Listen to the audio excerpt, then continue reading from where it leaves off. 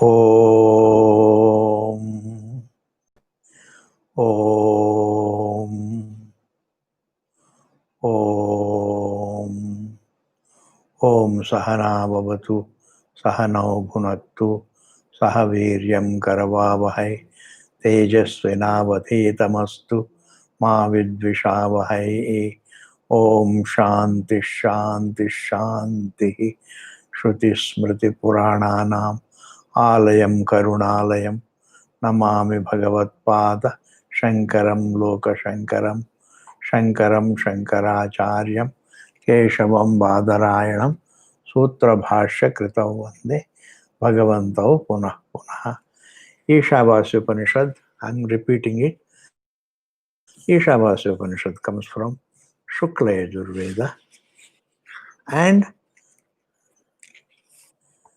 the first verse, Upanishad has nothing, and the second point is, there is no adhikrita adhikara bhava between karma kanda and Vedanta.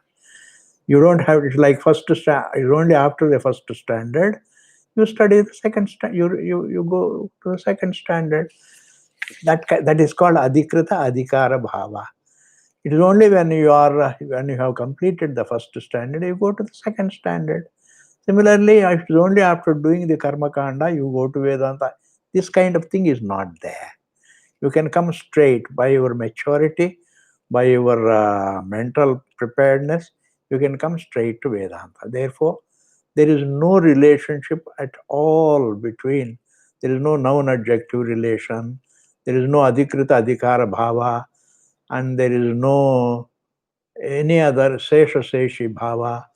There is no relationship whatsoever. Sesha-seshi bhava means even noun-adjective relationship, part and whole relationship is not there. Anga bhava, this kind of relationship is not there between karma kanda and Vedanta.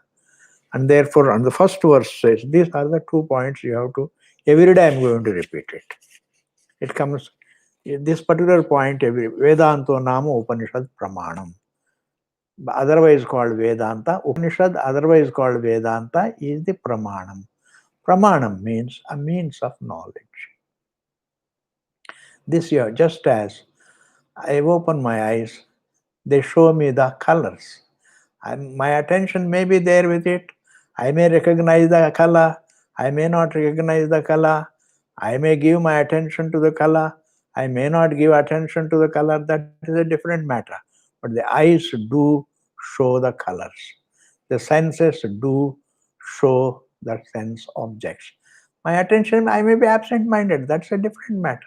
In the same manner, Shastram, the Vedanta Shastram, is a pramanam. It points out one's nature. I may be absent-minded. I may not listen. My attention, I may not be able to give my attention to what Vedanta shows. That's a different matter. But it does show. It does say, Tatu Tvamasi, that truth thou art. Thou means the Sakshi of the 3 states, the seer of the 3 states is indeed none other than the unlimited conscious being. In this manner, it points out, it goes on teaching. This is called the prakriya. Thus, Vedanta is a pramanam. Just as the eyes show the colors, it shows the reality. And that showing statement, it has to teach only in the form of words. That's why it's called Shabda Pramanam. The Shabdas, the teaching points out the nature of the truth. Even though the true one is being the truth without knowledge of it, but somebody has to point out. Man suffers his misconception about it, that I am a form. And in order to be free from that suffering caused by that misconception, the Shastra teaches man by pointing out his actual nature. And the first verse says, Ishavasya idam sarvam yatkinchi jagatyam jagat. Tena tektena bhunjitaha magrida kasasya dhanam. This is the first verse. Here, this particular verse, I would like to repeat again. I'd like to say this verse is not for upasana. It's not something that you look upon the universe as the Ishvara. It's not an attitudinal problem. That I am the body is not an attitude. One thinks that in fact I am the form. Similarly, the universe is not to be looked upon. It's not that you have to have an attitude to it's not that you have to have an attitude to the universe as Ishvara. It is not attitude. Like when you go to Gangaji, you look upon it as divine. That is an attitude. It is a very subjective thing. And we have subjective problems and universal values and the absolute truth. I would like to touch upon this topic. Please, attitudes are all subjective. Beliefs are subjective because a belief differs from person to person. An attitude differs from person to person. Emotions differ from person to person. A given emotion differs from person to person. A given attitude differs from person to person. Attitudes differ, beliefs differ, and likes and dislikes differ. They're all, we call them as subjective, individualistic, based upon one's temperament. The values, dharma, is universal. It is called universal because it's not subjective. It's not that it changes from person to person. No. Values are universals. Like you want others to be honest to you. You want others to be good to you, pleasant to you. You want others to be uh, accommodative of you. You want others to be kind to you, compassionate to you. This is all in the same manner you have to be kind to them. You expect others, whatever you expect others to be towards you, the same you have to be towards others. That's called a value. And everybody wants others to be pleasant to him, and everybody wants others to be honest. You may interpret, Swamiji, these days honesty does not work. That may be your interpretation, but you always want others to be honest to you. Interpretations alag, interpretations different, interpretations apart. The values are the same. Even Eskimo wants you to be kind to him. Eskimos also want to be very nice to him. He wants you to be very nice to him. Even Eskimos want you to be very honest to you. And therefore, the values are universal.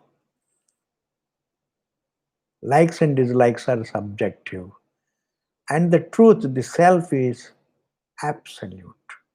So there is a difference between a subjective beliefs, objective universal values, and absolute truth. And Ishavasya, this particular verse, first verse, is neither teaching the subjective beliefs nor is it teaching universal values. It is only teaching the absolute truth that you are. Therefore, you have to think very clearly about this distinction. What is the distinction? The subjective likes and dislikes, the subjective beliefs, the subjective attitudes, the subjective tastes, all these things. The taste, you like banana, I don't like banana, it's subjective taste. But dharma is universal, please. Values are universal. Just as every individual in this world to be nice to you.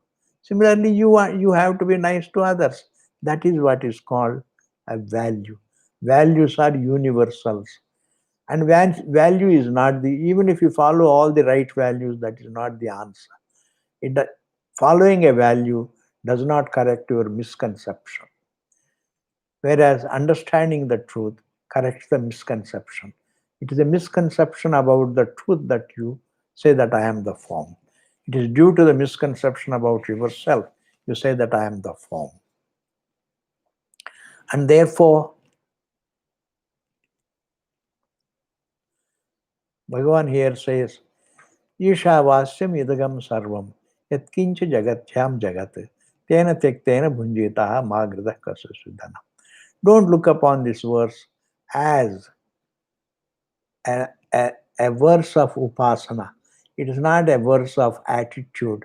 It's not a verse of taking this universe for Ishvara for granted, as Ishvara for granted. It's not an upasana verse. It is knowledge. It is a verse telling an individual to look at himself more closely, because this universe cannot exist outside you. This is going to be my topic. This universe is not outside your being. Why? Because it is a matter of perception. You say there is a universe because you perceive it. You say there is a mountain because you perceive it. It's not outside perception. Independent of your perception, there is no proof of its existence. The creation is there because I perceive it. You call it a creation. But otherwise, what is the proof of the universe? Perception. I see it. It's my knowledge. I see it. If it is not perceptible, then it's not. There is no proof of it. The only proof of the universe is that your perception, and the perception begins within you. And if it is within you, if it is within the perception, then it is nothing but perception.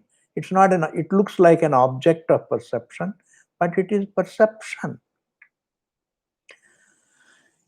Every misconception looks like an object of perception. Like in the dream, it is dream is a perception. Yet the dream objects look like objects of perception. This is a big problem. In every misconception, it looks like an object of perception. Like mirage water, it is a perception. It is an erroneous perception, but yet it looks as though an object of perception, real water. I am seeing water.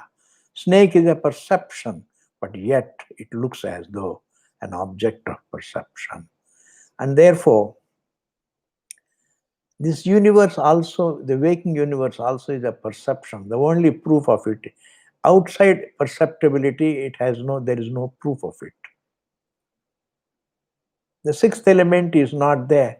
Why? Because there is no perception of it. Whether it is a naked eye perception or aided perception, it is not there. And therefore it is not, if just as air is not, it cannot exist outside space. Fire cannot exist outside space. Therefore we say it is immediately, the immediate material for air and fire and water and the earth is space. That's why we say they're all a kink in space. The immediate material for the four elements is space. The immediate material. And they cannot exist parallel to space, because space is unlimited. Nothing can be parallel, physically parallel to the space. Nothing physical can be parallel to the physical space. And therefore the air, fire, water, earth, because they are not parallel to the space, they can never exist outside the space. We say they are made of space. In the same manner, this universe cannot exist outside awareness, outside perceptibility. They are not parallel to perception, they are perception. Therefore, they are made of awareness. As they are made of awareness, therefore, the entire perception of the universe wells up within you. It wells up within you. It doesn't begin outside there. It begins in you, please. This point you have to see clearly. Your entire perception of the universe. Universe has no there is no proof of existence, proof of the universe except your perception. And perception begins not out there, the perception begins right in you. It is your perception. It is your perception. And therefore, perception begins in you. And even though the universe looks like an object of perception, I have told you, it's not an object of perception, it is perception.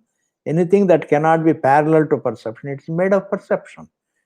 Anything that cannot be parallel to awareness, it is made of awareness. And therefore, understanding this universe as within you is the topic of this verse. It is not something ununderstandable. It's not something to be believed. It's not a, this verse is not meant to make you pray. It is not, prayer is not the topic. Of prayer may be good, but that's not the topic of this verse. Attitude may be good, but it's not the topic of this verse. Belief may be good, but it's not the topic of this verse. Understanding that you are the universe is made of the consciousness that you are, because it begins in you. The universe, the perception of the universe, it is rooted in you. It's not, don't say perception is rooted in the objects. Objects are also not objects of perception. What look like objects of perception are perception. There is only perception. Even though the snake looks like an object of perception, but in fact it is perception. And perception doesn't exist outside a conscious being. Water, mirage water doesn't exist outside perception, even though it looks like an object of perception, but it is perception. And therefore, this verse is not an object of dharma. It is not a verse of ethics. It's not a verse of it's not a verse whose topic is ethics, or whose topic is subjective taste, subjective values, subjective beliefs, subjective attitude, etc. Attitude, etc. There may be good attitudes are good beliefs are good. That's a different matter. I'm not contradicting at all. All beliefs are maybe any useful. It gives you relative relief. Any belief gives you relative relief. Any prayer gives you relative relief. Values also, universal values also give you relative relief. That's a different matter. But the topic of this verse is the fact that the universe doesn't exist outside your being, please. And magridah kasu siddhanam, this also should not be taken as a value.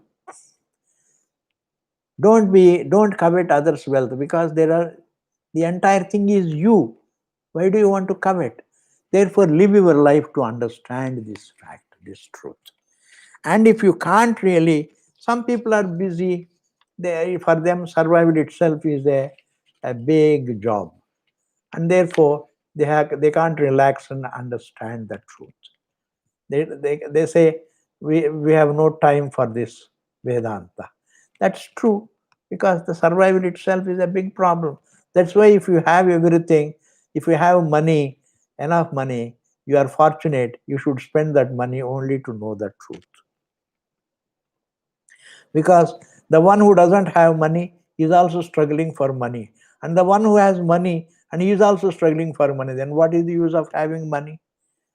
Money is meant to help you to understand the truth. Otherwise, it is of no use. Similarly, comfort. When your survival is taken care of, then you better spend your time, your leisure for relaxing and knowing the truth about yourself. You are not wasting time at all. You are looking at your existence. Generally, man always lives in memory of objects. Instead of living in memory of the objects, you better deliberately look at your existence, the seer. In fact, the real wonder is that seer. In case a person doesn't have the time to be exposed, to have the exposure of Vedanta, to have the exposure to Vedanta, if he doesn't have the time to listen to Vedanta, then the best thing is Just pray to God. God, at least sometime, give me, give me time, give me vairagyam, and give me inspiration, give me the mental brilliance to move towards the truth. That way, that prayer should not be difficult. And every duty can be converted into a prayerful deed. It's a prayer. Every action can be converted into a prayer. That's why it is said, Kurvanneva karmani, jijivishet shatakam samaha. May you live 100 years thinking about God prayerfully, doing your duties prayerfully. Evam tvayi nanyatotesti nakarma lipyate nare. It is said, if there is no alternative, how you cannot be free from the sins of action. When you do karma as prayerfully, it becomes nitya karma. And a nitya karma is meant to convert you into a student of truth. That is how the Veda says. And one has a common sense. One can understand through one's logic also, one's common sense also. Whatever you cherish, that alone comes to you. It may be, it may take time, but then you don't what you don't cherish doesn't come to you. In your prayers, you are cherishing vairagyam, you are cherishing the inspiration to know the truth, and you are cherishing understanding the truth, and therefore only you will be inspired to know the truth in time. And therefore, prayer gives you right now, prayer can give you mental relief, mental peace also, and prayerfully doing the deed can take care of your survival also, and it can take care of your mental relative peace also, and it will also purify the mind for in time to become a student of truth. Then the next verse is the third verse. These two verses we have seen. The third verse is Asurya namate lokaha andhena tamasavrutāha tagamste pretya vigachanti eke chatma hanojanaha.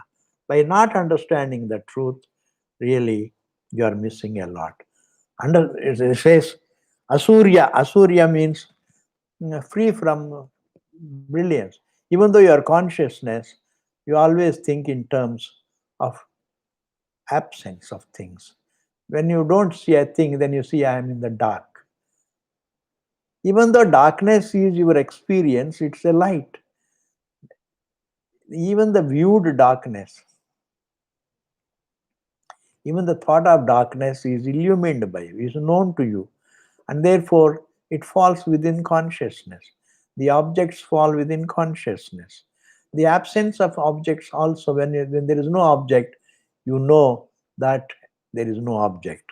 That even the absence of objects is is known to you, and therefore the one who knows is ever bright, is ever consciousness. There is no darkness in consciousness. Like the sun, closes its eyes and says, I am in the dark. And somebody has to come and teach the sun also, my dear son, S-U-N, my dear son, open your eyes and look at yourself. It is brilliance. In the same manner, here also, the consciousness is never in the dark.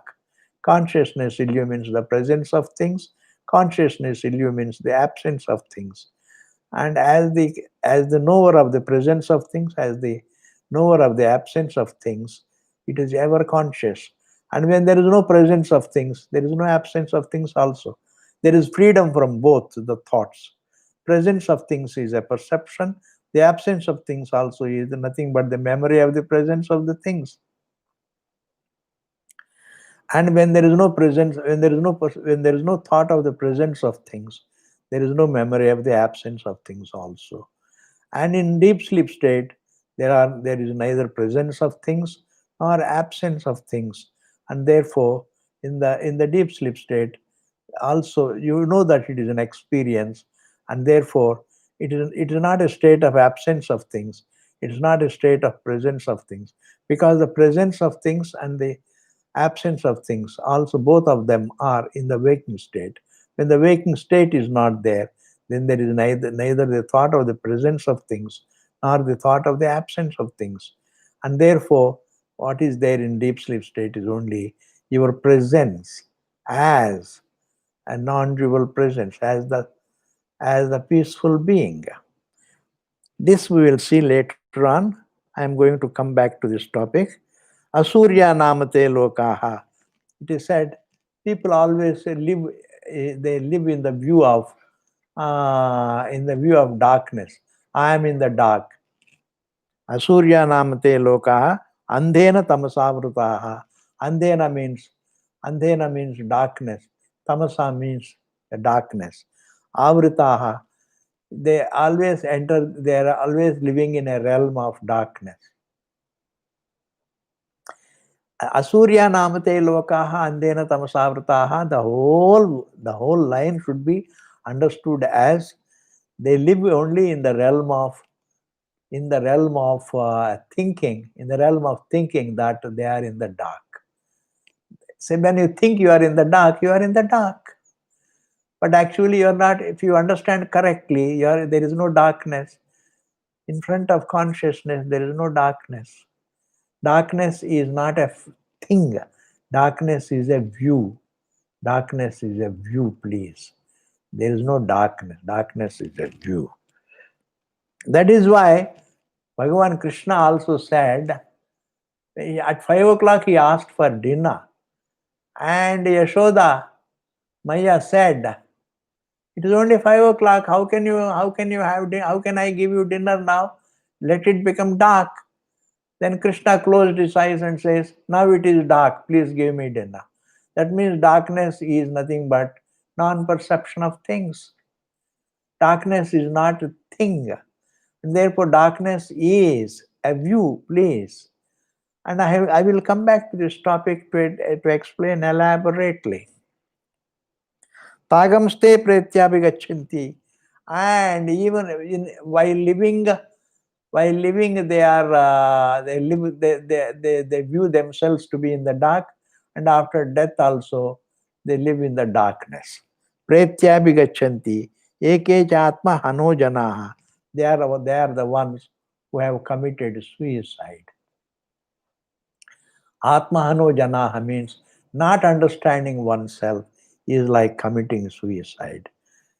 In fact, the unlimited feels limited, that is a suicide, yes. If the water thinks I am a wave, the water survives the wave, but the water thinks I am only a wave, and when the wave dies, I am dead. That is a suicide. It is a suicidal view, please, of oneself.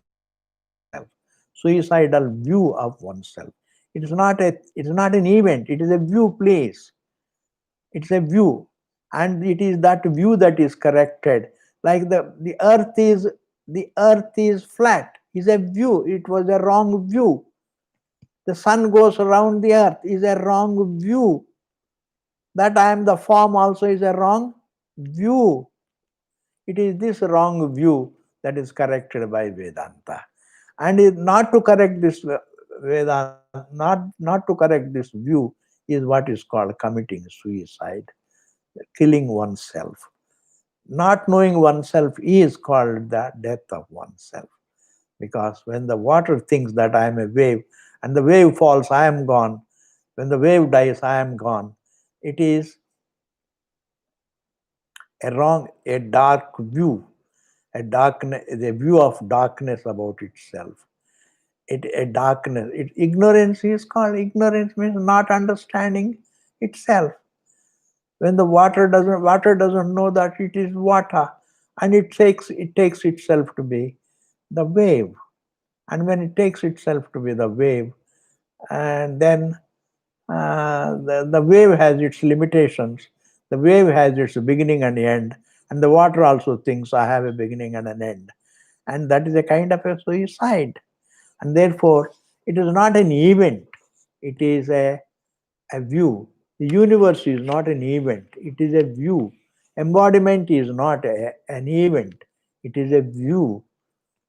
Birth, and therefore even the birth is not an event, please, it is a view. Within this view that I am the body, one feels another view that I am born. I am born is a view. I am born is a view. I will die is a view, a correctable view, and therefore Vedanta only points out the truth through which it corrects all the wrong views. And the wrong views are countless wrong views, and the right knowledge is only one. You may take the rope to be snake, it is one wrong view. And you may take it as a garland, it is another wrong view. That is why Bhagavan says, Bahushaka Kyanantascha Buddhayo Vyavasayinam. It should be interpreted also in that manner. The wrong views are countless. The right knowledge is one, the fact. Man may take,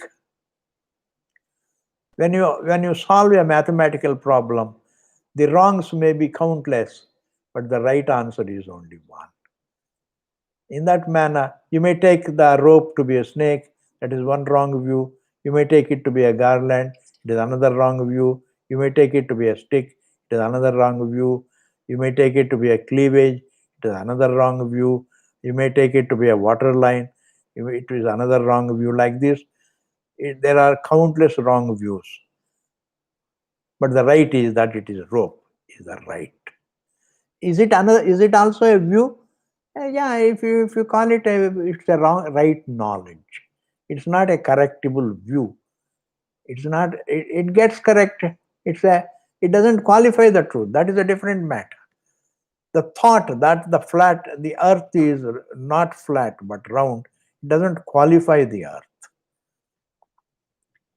My knowledge that it is round doesn't make it round. It is neither wrong view qualifies the truth, nor the correction of the wrong view qualifies the wrong view, qualifies the reality. Neither the right view qualifies the truth, nor the wrong view qualifies the truth. It's like they are like the 18th elephant, Ji. You have been hearing 18th elephant. 18th elephant, it just solves the problem and disappears. The right knowledge corrects the wrong view and itself disappears. That is, and then what remains is only the truth. The truth is something that is unqualified by the right or the wrong views. Then what does the right knowledge do? The right knowledge corrects the wrong knowledge. It doesn't have to illumine, it doesn't have to objectify the truth. Because one existence, like in the deep sleep state, only the perception resolves. It has a laya. And what remains is yourself, your existence, your peaceful existence. In the same manner, the Shruti corrects the error about you, and then what remains is only yourself. And therefore, the wrongs are many, the right knowledge is one. And the one who doesn't know the truth, he lives only in a view of darkness about himself. Even to think that I am in the dark is a view. And the next verse says, Anejadekam manaso javiyaha nainadeva apnuvan purvamarshat tadhavatonyaan atyeti tishtat tasmin napo matarishva dudhati. This is the verse that word. Anejat. Anejat means it doesn't move. Age means to move. Consciousness being unlimited, it doesn't move. Why is it that it doesn't move? It has to be unlimited to be akarta, please. It's a very important point to note. Consciousness doesn't move. Why is it that consciousness doesn't move? Because it is unlimited. Why the space doesn't move? Because it is boundless. If it has a limitation, even if it has a limitation, then it moves. Like empty vessels make noise. Any limited thing is mobile. The body is mobile, the hand is mobile, the feet are mobile. Anything, any object is mobile. The entire matter is mobile. Every given bit of matter is mobile. Every given bit of an object is mobile. It is available for mobility from one point of space to another point of space. But consciousness doesn't move. Anejat. Why is it that consciousness doesn't move? Don't take it for granted that you don't move. In fact, consciousness, your consciousness, actually you don't move. Therefore, the mobility that you feel about yourself is only physical mobility. And the physical mobility is there, whereas consciousness only is. It's, it looks to move because identified with the mobile body, the consciousness also looks mobile. But otherwise, it's not mobile at all. Why? Because consciousness is being present. To be is not mobility. Consciousness is only being there. Like silence doesn't move. The sound vibrates. Silence doesn't vibrate. Silence is. What is what doesn't move. What moves is an appearance in what is. What is mobile is an appearance in what is. Like the sound that moves is an appearance in silence. It appears in silence, but it doesn't qualify silence, G. And therefore, you don't move. This is exactly what we say you are akarta. By nature, your akarta means immobile. You are unlimited. Why you are akarta? Because you are unlimited. As conscious identity, everything falls within consciousness. And space with all its contents falls within consciousness. And therefore, consciousness being unlimited, it is anejat. It is something that doesn't move.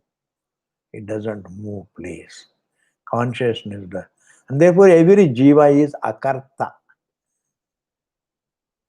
Akarta means consciousness is not located in space to move from one point of space to another point of space. This is a very, very deep thinking, Ji. And you have to be a deep person to understand Vedanta. You cannot be a shallow person to understand Vedanta. You cannot be a shallow person and also understand Vedanta. That is a contradiction. You have to be a very deep thinking person. And therefore, and a deep thinking is not something, if you don't have it, you pray for it. And it will come. You cherish in your prayers. May Bhagavan, hey Bhagavan, give me the vairagyam, give me the inspiration to think correctly about the truth. And what you cherish in your prayers will come to you. Is it true, Swamiji, that the what we cherish will come? Definitely it will come, Ji. It will definitely come because it may take time, but what you cherish alone comes. Yema ye yathamam prapadyante tans tathaiva bhajamyaham. Bhagavan says that those who pray to me with whatever cherishing in your mind, that I give them. But that is the swabhava. That is the law. What you cherish in your thinking, that alone comes to you. And if you do the nitya karma, and if you cherish knowledge, knowledge comes to you. You are prompted to understand the truth correctly. And therefore, if deep thinking you are not capable of, then deep prayers, silent prayers. Deep prayers means silent prayers. Pray, hey Bhagavan, give me vairagyam, inspire me to understand the truth. Don't allow me to fall asleep when the class begins. Don't allow me to fall asleep. I can always sleep in the night. Give me good sleep when it is time to sleep. And the rest of the time, let me be reflective. In this manner, you pray, and what you cherish comes to you. In fact, you always, whatever you cherish in life, that alone comes to you. And therefore, here Bhagavan says, why is really this deep thinking is required? because you are conscious, your conscious identity doesn't move.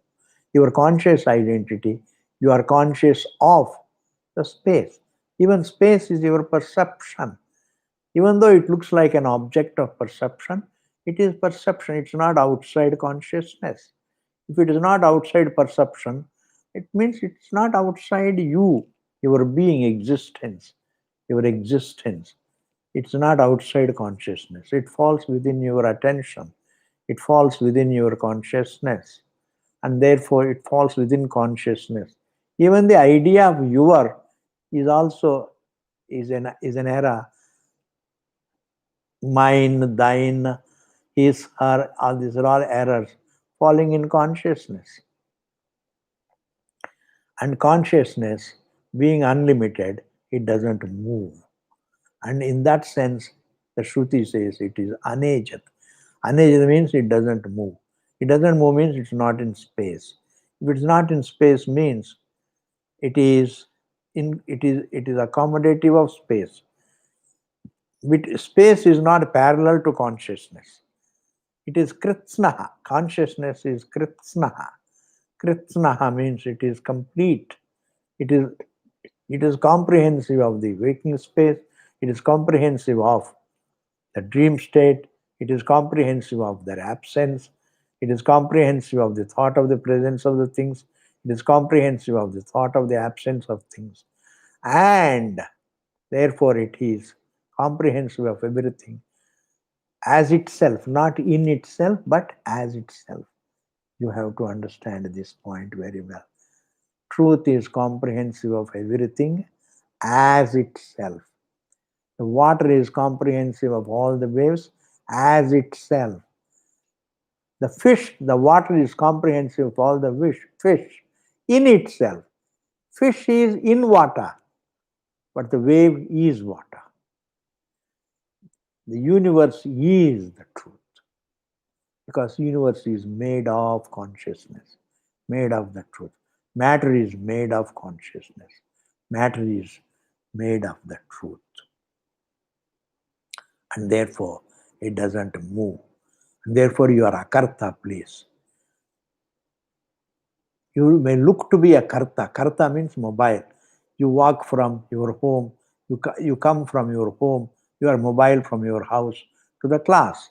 But then that is only, you are only looking to be mobile. As a conscious being, you look to be mobile because you are equated with the mobile form. Consciousness as itself, it's not mobile, it's not located in space. Let me drink some water, please.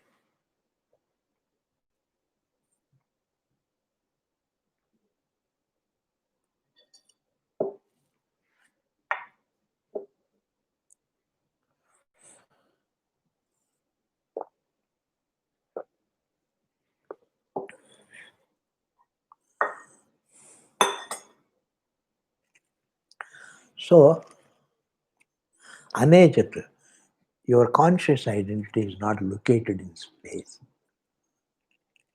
Conscious, nor space is parallel to your conscious identity. It is not parallel to your existence.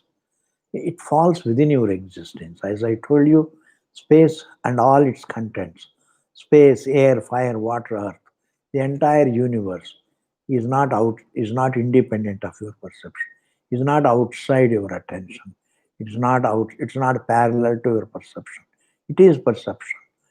And therefore it is non-separate from, it's not outside you, it is within you. Perception begins in you, and all that is looks like an object of perception. You may say the origin of perception is here and the object of perception is there. This is all confusion, this is all bhranti, lack of right thinking, lack of deep thinking. Even the word there, it is a perception. Otherwise, what is the proof of there if the perception is not? And therefore, what looks like an object of perception is perception, and perception is within consciousness. And therefore, consciousness is not in space. Space is in consciousness. Therefore, Bhagavan is not located somewhere in the universe. The universe is located in Bhagwan. ये बात को भी समझना चाहिए. And that Bhagwan is your actuality. That truth is your actuality. Truth is not something that is located in the creation. The creation is located in the truth. The water is not located in the wave. The wave is located in the water. ये बात समझना चाहिए. All waves are located in water. The entire creation is located in the substance. Substance is not located in the form, but the form is located in the substance. And that substance thou art. That substance, man is the substance of what he sees. Like the one who is aware of the dream is the substance of the whole dream. Similarly, the one who is aware of the waking is the substance of the whole waking. And the one who thinks is the substance of his entire thinking. And the more of it we will see in the next class. Om Purnamadaha Purnamidam Purnat Purnamudachyate Purnasya Purnamadaya Purnameva Vasishyate. Om Shanti Shanti Shanti. Thank you very much.